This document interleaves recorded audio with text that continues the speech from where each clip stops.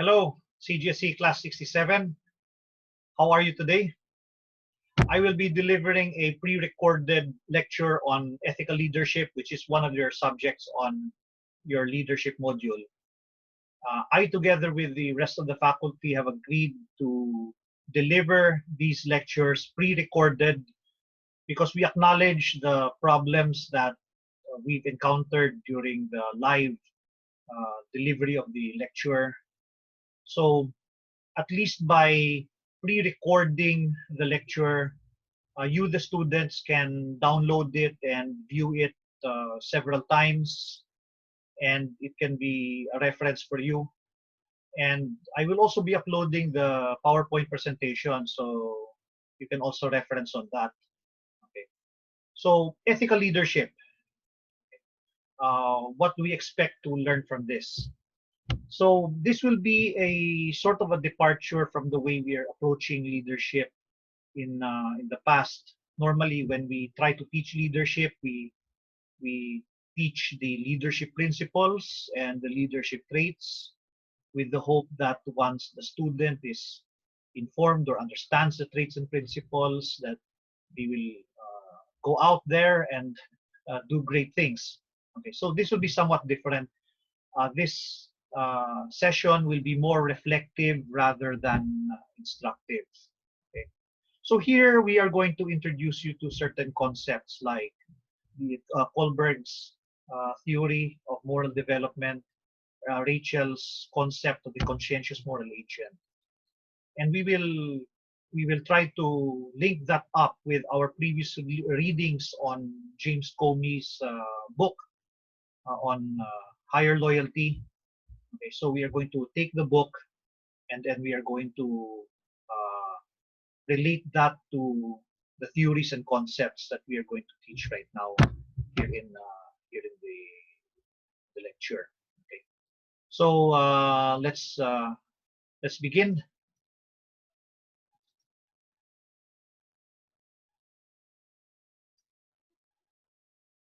Okay, we would begin by saying that more than any other organization, it is in the military where we really devote a lot of time, resources, and energy to train and nurture leaders.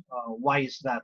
Because leadership is the central linchpin that makes all of the other systems in the military work together. In almost everything that we do, whether it is in commanding units or serving as a member of the staff, or when we are training people, we're training fresh recruits, we're training senior officers, or when we are simply mentoring uh, our fellow officers on an informal basis, all of this involves leadership. See, so it is not surprising that in the military we really devote a lot of time and effort to train people on leadership. Now, it is also very important for us to acknowledge that the way leadership is approached in the military is also very different from the way leadership is approached by civilians or in the corporate world. Because leadership in the military is very much associated with authority. It is associated with uh, rank, positions, titles, okay, regulations reinforced by a hierarchical organization. So it is always from this perspective that we in the military view leadership. But we have to understand that this is not the entire perspective of leadership. You see. So here we are going to introduce the added dimension, the added element of leadership, which is ethics. And why is it important for us to pay attention to this? Why is it also important for us to pay attention to how we develop character, or how we morally develop, and how that will make us even better, that will improve our understanding of leadership. uh, Aristotle once said that a single swallow does not a summer make. uh, Back in those days, you can tell the passing of the seasons by the behaviors of animals. Aristotle said that a single swallow does not a summer make, because the birds like to fly south to avoid winter. They fly south to a warmer climate, and once winter is gone and summer has arrived, the birds would fly back to the north. So uh, the presence of a single swallow is not an indication that summer is already there. You're supposed to see consistency. You're supposed to see a flock of swallows flying in a single direction to the north. And that is your indication that summer has already arrived. What does this have to do with ethical leadership? Hold on to that thought. We will go back to Aristotle later in the presentation. So basically, ethical leadership is this. Okay? It is acting from morals and values concerned with virtuousness of leaders and the nature of their behaviors and motives. So basically, that's it. Leaders are acting upon their moral values. Ethics is nothing more than moral principles that govern behavior. So when a leader is acting upon principles, when the leader is acting upon morals and values, that is ethical leadership. And it is the choices that the leader makes and how they respond to given circumstances. They have to be informed and directed by their ethics. So more than any other motivation, the ethical leader is guided upon his or her chosen principles in life. So that's it. That's ethical leadership in a nutshell. We could stop the lecture now, but we have a lot of ground to cover. We're only just beginning.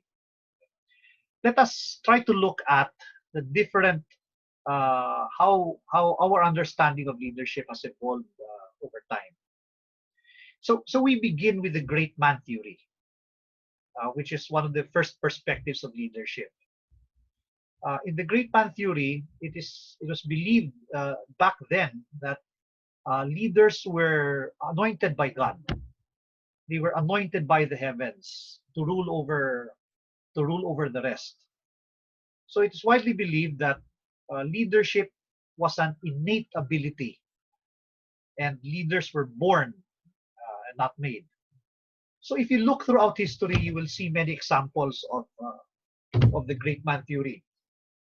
You will see throughout any culture people like Jesus Christ, Moses, the Duke of Wellington, Charlemagne. So those people were simply destined to lead. Okay, so after World War II, they developed the trait theory, and wherein a group of World War II, the people who fought World War II, tried to put together a list of traits that people understood, the followers understood that these traits, if you follow them, they would make you a great leader. The traits like candor, tact, courage, you see those traits. If you just follow them, or you can incorporate them into your behavior, that would automatically make you a great leader. Now, the problem with the trait theory is that the trait theory says that you can become a great leader only if you had that innate ability to produce these traits. When you think about it, it's not much different from the great man theory. See? And the problem also here with the trait theory is that if you just concentrate on these traits, but do not, but neglect the development of your own values, the traits in themselves will become inconsistent. In the 1950s, they introduced the behavioral theory, and now they try to look at key behavioral patterns that will result in leadership. See? So now they started paying attention to followers, because now it involves the interaction between the leader and the follower. And then in the 70s, they introduced the transactional theory, wherein leadership happens when there is a exchange of services between the leader and the follower. Okay, it's basically a tacit understanding between both parties and then exchange of rewards. So now here you will see that the studies in leadership started to shift from the leader to the follower. It paid a special attention to the follower as an important factor into the leadership formula. And then recently, we've already considered the people have already introduced the transformational theory. And it is said to occur when two or more persons engage with others in such a way that the leaders and followers raise one another to higher levels of motivation and morality. So if you look at it, if you take it all together, so the great man theory and the trait theory defines leadership as an attribute which the leader must already possess. See, so the great man theory and the trait theory concentrated more on the leader, and then when the transformational theory emerged, they started to view leadership as an exchange of services or exchange of wants based on power relations, and it involves bargaining, trading, and compromising between the leader and the followers in order for them to attain, in order for the attainment of a goal. So now you will see that the attention has shifted from the leader also to the followers and also to the goal. Then when the transformational theory arrived, it argues that leadership shapes and alters the motives and the values of and the goals of the followers. So now we will see four elements coming together in order for us to understand the elements where leadership has to come together. Okay, there must be the leader, the follower, the goal, and last, importantly, also values. So why is values now? Why are values now, and by extension, moral development and character development important in order for us to fully understand leadership? Basically, it's because leadership is really a two-edged sword. If you just focus on leadership by itself without paying attention to values and morals, you have an equal chance of getting a villain for every hero. So for every Mandela, for every Mahathir, you will likely produce another Stalin or another Hitler. So the thing that sets them apart is moral development. That is what spells the difference between what makes a great leader and what makes a dictator. So here we try to introduce you now to the importance of why ethics and morality is important for you to understand, or for you to develop your own leadership journey. Okay. Basically, ethics and morality are the founding principles of human society. The mere existence of any society depends on ethics and morality. They set up the path of rights and limits of what is right and wrong. Okay, and because of our increased interdependence with society, it is necessary for us to follow ethical behavior, and it's also equally important for us to practice morality. So, Lawrence Kohlberg developed his theory of moral development. And before I discuss this, I would like to acknowledge that Kohlberg's theory has been met with some criticism. One of these criticisms is that Lawrence Kohlberg, Kohlberg's theory is mostly Western-centric, and pays very little attention to other cultural values. Another criticism is that it is mostly male-centric, and many of the subjects that were used for his research did not include women. But what I like about Kohlberg's theory is that it is very easy to understand, and in my opinion, it sets us at the right starting point where we can discuss moral development and can be applicable at any point in our lives. Okay? So according to Lawrence Kohlberg, moral development is the gradual development of an individual's concept of right and wrong, and that includes values, social attitudes, and certain behaviors. According to Lawrence Kohlberg, a normal human being goes through three stages of moral development: the pre-conventional stage, the conventional stage, and the post-conventional stage.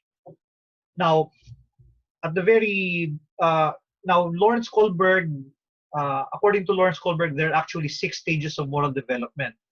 But when you simplify it, for the purpose of this lecture, I will show you the 3 main stages of moral development, and below you will see these stages as levels, and there are actually 2 other sub-stages between each major stage of moral development.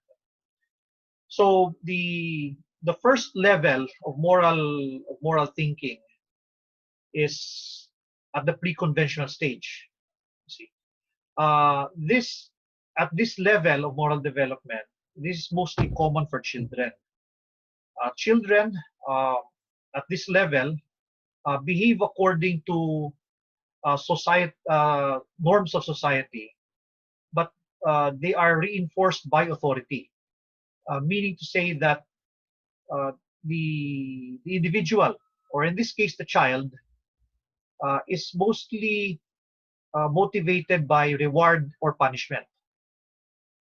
We will avoid certain behavior because they know that they will be punished for it, or they will do a certain behavior because they know that they will be rewarded for it. You see, like for example, if you ask somebody if why do you stop at the red light, and if he says that because if I violate this, if I violate the traffic rules and regulations, I will be caught, I will be punished. You see, or I will do this because I know I will be rewarded for it.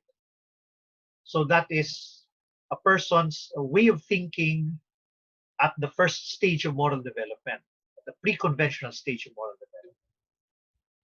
Now, at the second stage of moral development, which is the conventional stage, the individual is no longer motivated by reward or punishment. Okay. At this stage, the individual is trying to seek approval from society.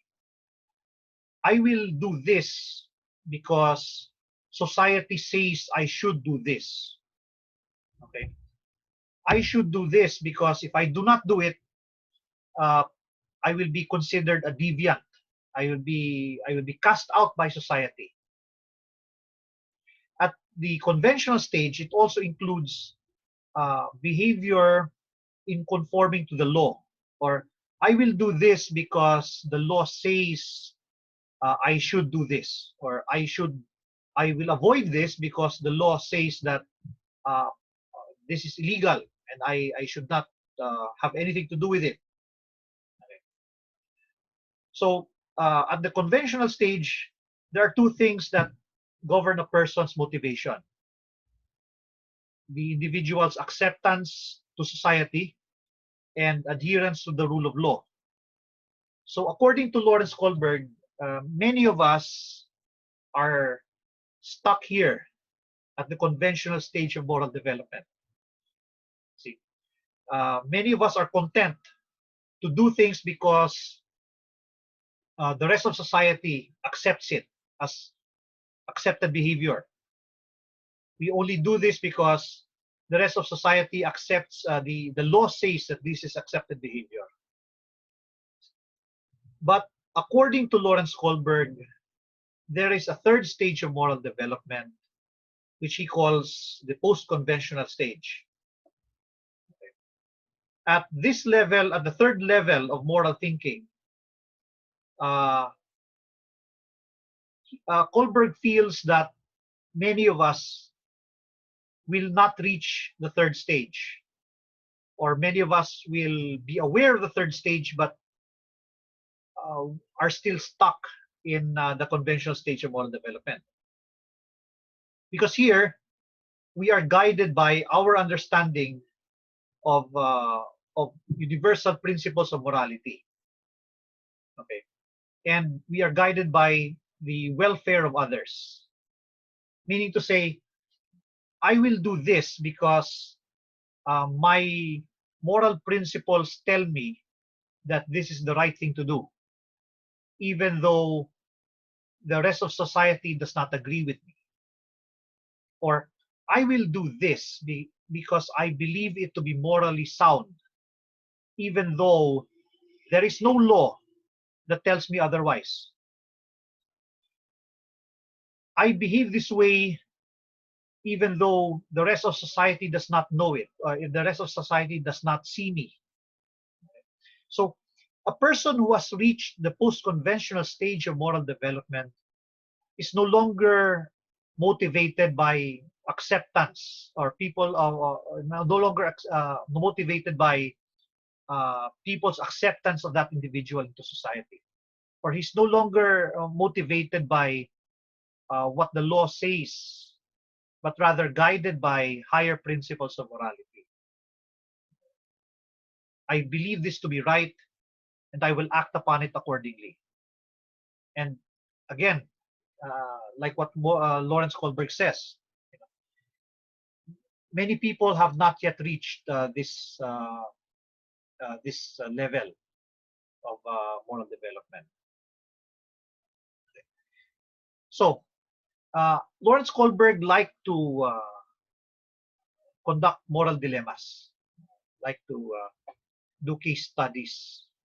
Okay, so the case that he used for his during his research was the Heinz case, the one that you see here. Okay. Let's read this very briefly. A woman was near death from a special kind of cancer. There was one drug that the doctors thought might save her. It was a form of radium that a druggist in the same town had recently discovered. The drug was expensive to make, but the druggist was charging 10 times what the drug cost him to produce. He paid $200 for the radium and charged $2,000 for a small dose of the drug. The sick woman's husband, Heinz, went to everyone he knew to borrow money, but he could only get together about $1,000, which is half the cost. He told the druggist that his wife was dying and asked him, sell it cheaper or let him pay later. But the druggist said, no, I discovered the drug and I'm going to make money from it. So Heinz got desperate and broke into the store to steal the drug for his wife. So what would you do? So depending on how the respondent answered the Heinz dilemma, Lawrence Kohlberg would place that individual at different stages of his scale of moral development. So a person who would be at the pre-conventional stage of moral development would be guided by reward and punishment. It could be said that Heinz would not steal the drug because Heinz would know that if he stole the drug and would get caught, Heinz would be punished. Another perspective would say that yes, Heinz would, yes, at the initial stage of moral development, yes, Heinz would steal the drug because there would be something he would get in return. He would, his wife would live. At the second stage of moral development, at the conventional stage, you could argue that uh, Heinz would not steal the drug because Heinz knows that stealing uh, is a violation of a law, and Heinz would be violating the law, and that is against his that is against his principles. You could also say that by stealing the drug, Heinz would become a hero because he would save his wife and would be celebrated by the rest of society at the second stage of moral development. Or if Heinz were at the third stage of moral development, he would say, yes, Heinz would steal the drug because the value of the life of his wife was bigger than the value of the druggist's income, uh, the druggist's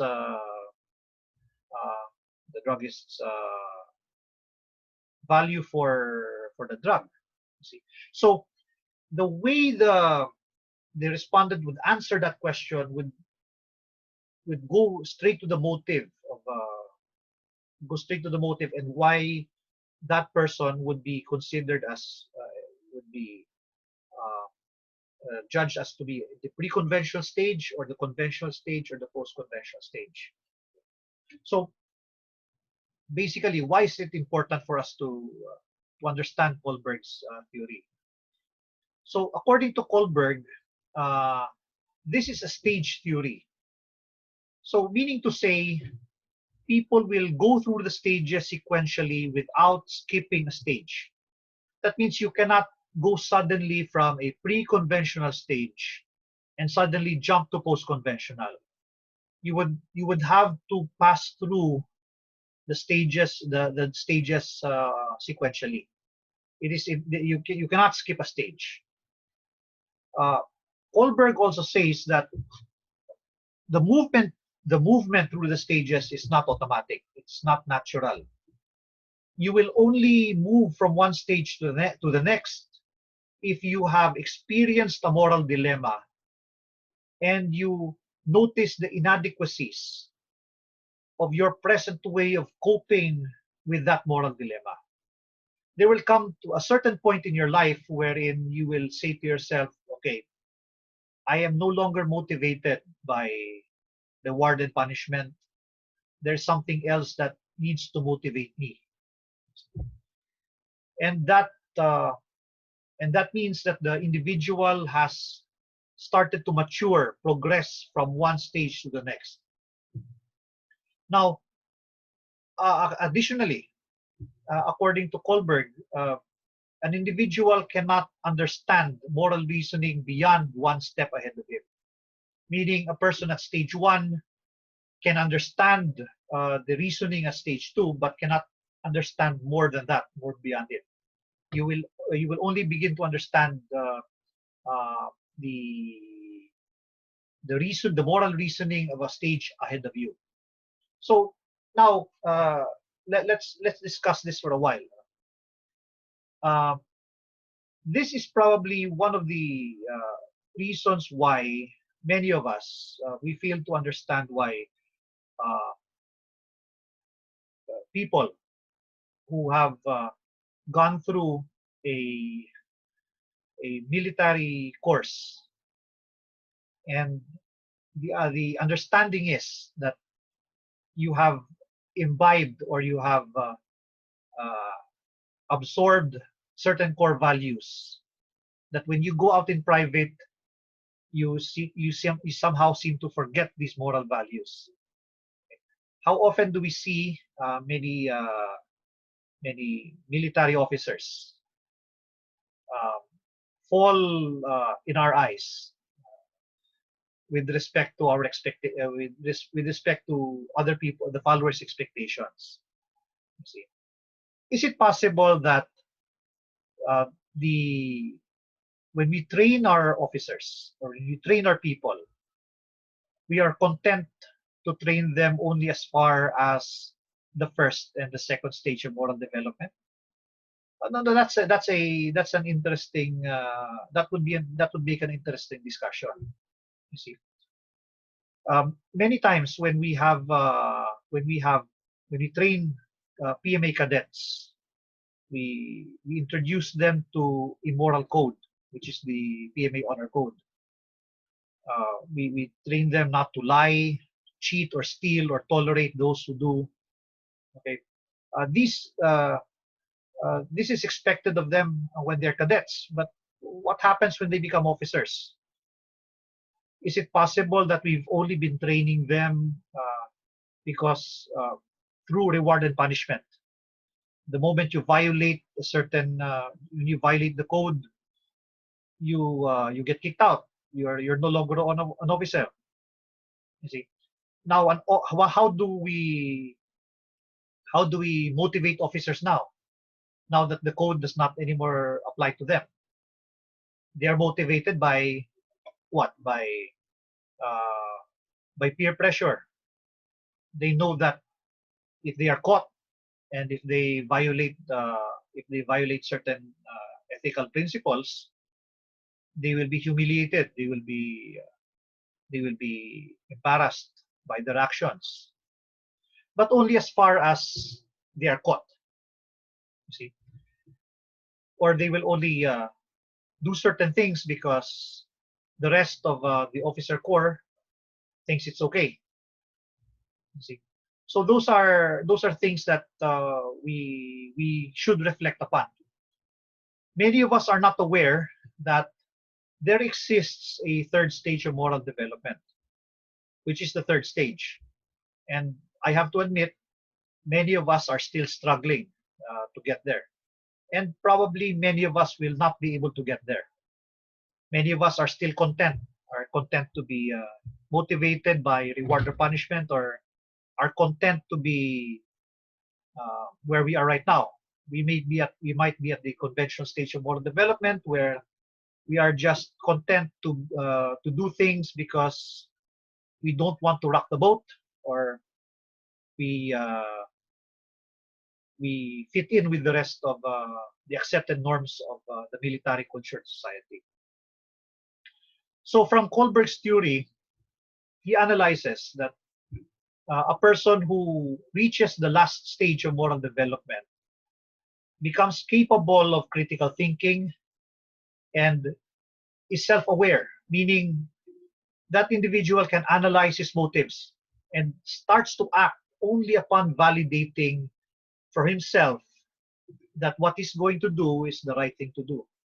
And at this stage, this individual is no longer acting out of reward or punishment. This individual is no longer acting out of adherence to group acceptance or legal conventions, but is instead acting according to principles and values.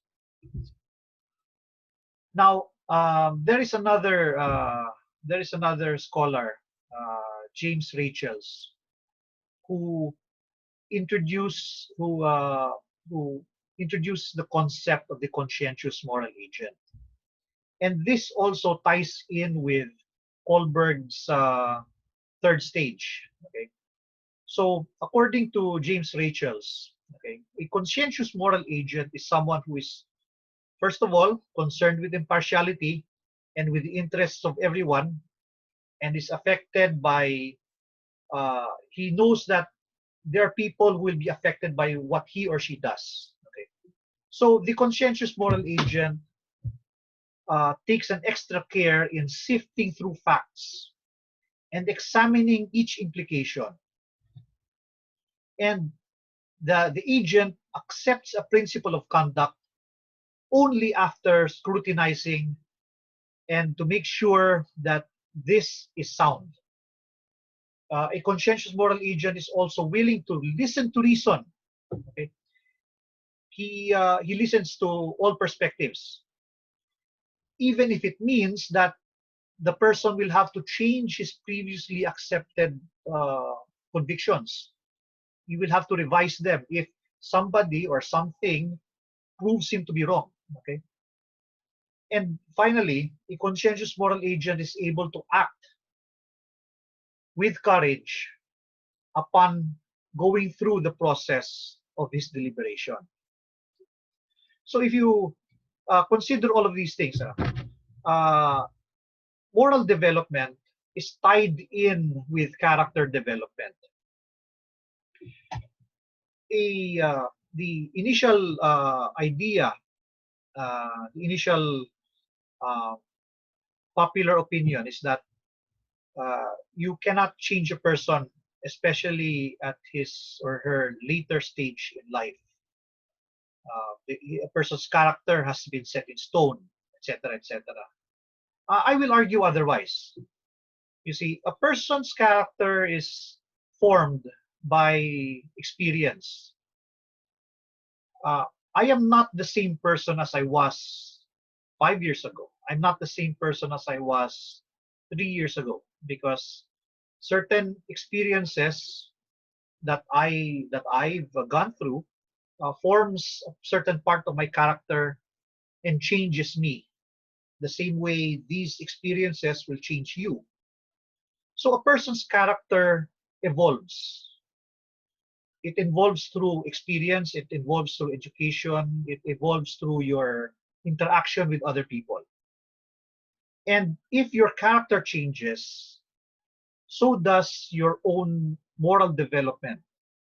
Because within those experiences, you're also experiencing moral dilemmas. And how you react to these moral dilemmas uh, in a way teaches you certain things and helps you develop. Okay?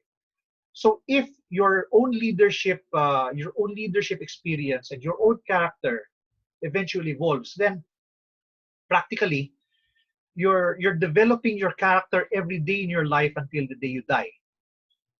And because your character development and leadership and moral development is built that way, your leadership development also develops alongside your character. So why is it that sometimes, despite everything, there are times wherein we fail to develop, and part of the answer there is that many organizations actually reward bad behavior. Okay, so according to Ronald Sims, okay, one of the questions why individuals knowingly commit unethical behavior or commit unethical actions, it is based on the idea that organizations themselves often reward bad behaviors, often reward behaviors that violate ethical standards. Here are some here are some rationalizations to justify that people go through just to justify unethical behavior. Some of us pretend that the behavior is not really unethical or not really illegal. Some of us excuse the behavior by saying it's really for the organization's best interest. Other times, we sometimes assume that a certain behavior is okay because nobody else will be expected to find out. Nobody will know. Nobody's watching you. Or you're expecting your superiors to support you, and you're expecting protection if anything should go wrong. So here are some things that some factors why often that prevent us from uh, doing the ethical thing. You see, and we have to be aware of this because in uh, in our profession, in our profession, especially as military officers, it is our responsibility to shape the ethical climate of the organization. And part of it is not only do we have to espouse core values in the organization, but we also have to exhibit it in our actions and in the way we deal with people. It should Our core values must manifest itself from in our behavior. See? So let's go back to Aristotle. Earlier we discussed the different perspectives of the different leadership perspectives. Now, the problem with the trait theory is that if you concentrate on the traits without looking at your own moral development, the traits, whether you try to practice them or not, okay, the traits will come out as inconsistent. There will be certain principles that you will follow and other principles that you will neglect. There will be traits that you will adopt, and there will also be traits that you will discard if you are just going to look at the trait theory. Because these are external manifestations. Traits are external manifestations. Behaviors are external manifestations of what you are inside. Okay? You have to be consistent. If you see a single act, if you see a leader doing single or random acts of good leadership, and then at other times you would see that leader do other acts of poor leadership, what does that tell you? It tells you that that leader is probably inconsistent, you see. And that is not an indication of good leadership or good ethical leadership. If there's one thing you have to learn about how to identify or how to tell, okay, how to identify good leaders or not, you have to look at consistency. Those are the things that you have to watch out for. Okay? There's a saying that even a broken clock, even a broken watch, gets the time right at least twice a day. But make no mistake, that watch is broken. In the same way that a leader who occasionally performs acts of good leadership, it's not an indicator that that is a good leader. You're supposed to see and you're supposed to watch out for consistency. A good leader tries to be consistent every single time. So, in the same way that a single swallow does not a summer make, a single act of good leadership is not also a good indicator of good leadership. You're supposed to see consistency. You're supposed to see a whole flock of swallows. And you're supposed to see a person who's constantly trying to become a good leader. And that is what we should watch out for. And that is what we should all strive to become. Now, according to, going back to Lawrence Kohlberg, he acknowledges that although it would be very rare for an individual to achieve its goal or get to the third stage of moral development or aspire to become a conscientious moral agent, that should not stop us from trying. All of us were equipped with a moral compass that will tell you the difference between right and wrong.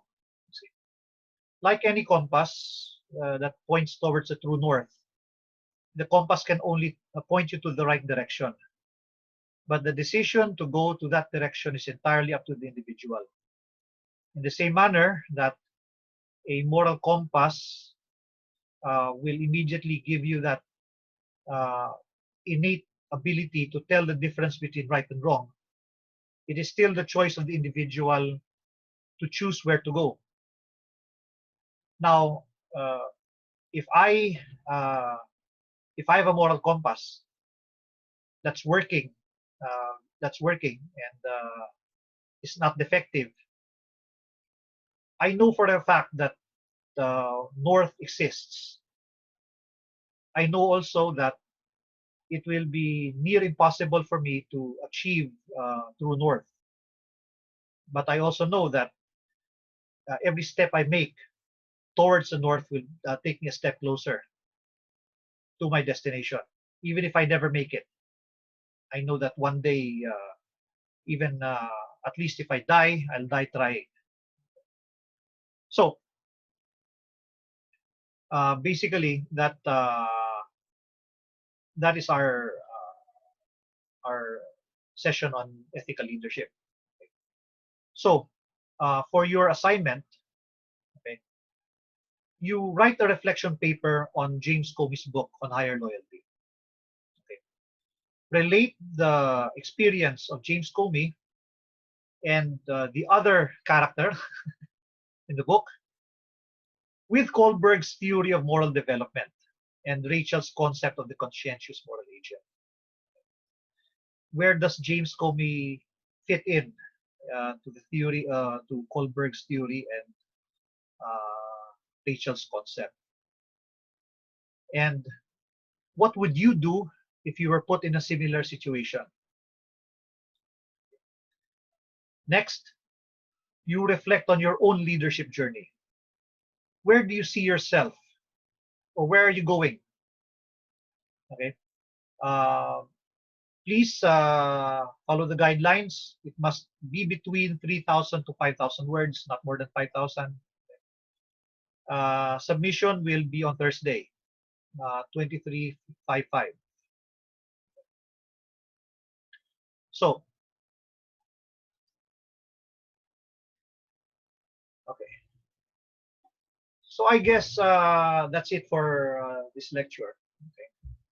Now, the reason why this is important is because I believe that the concept of ethical leadership is something that is useful for us in the military organization, especially as we are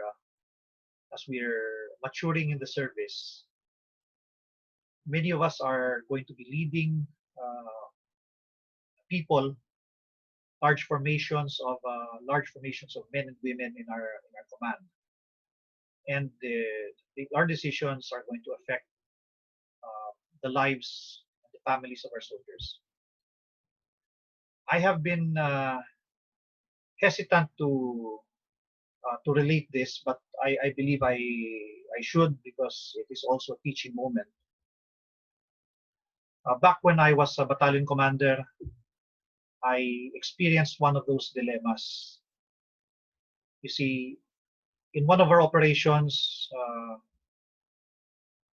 we were it was late in my stint as battalion commander, and it was an operation that went wrong and caused the deaths of two civilians. In this operation, when I was first informed of it, I was advised by um, certain people to cover it up, and with nobody the wiser. I resisted the temptation, and I informed both my superior officers, my brigade and division commanders, what went wrong. And I told them that, sir, I take full responsibility of the actions of my men, and I will fix this problem. Uh, the the reason for my behaving that way was, one, I knew that if I decided to cover it up and I decided uh,